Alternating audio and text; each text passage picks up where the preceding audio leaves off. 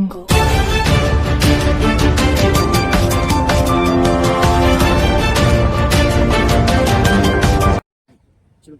Bus స్టాండ్లో bakery mixed stall నడుపుతున్నాను.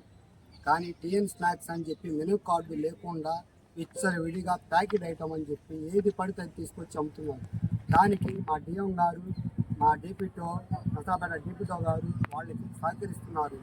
ఏదైతే ఉందో ప్యాకెట్ ఐటమ్ అని చెప్పి ఏది పడితే తీసుకొచ్చి ప్యాకెట్లో చికెన్ పకోడీ, చికెన్ గార, సమోసా ఏదైనా ప్యాకెట్లో అమ్ముకోవచ్చు అని చెప్పి ఎలా గురించి వాళ్ళు చెప్తున్నారు.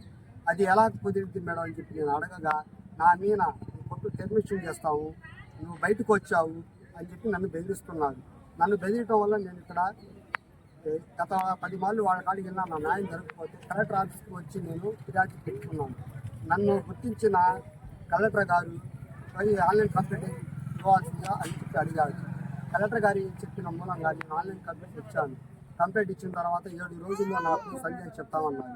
అక్కడ ఎంప్లాయ్ 2 షాపులు తన భార్య గారి పేరు మీద పెట్టుకొని గత విధాలుగా నన్ను వాళ్ళకి సపోర్ట్ చేస్తూ నన్ను హింసిస్తున్నారు.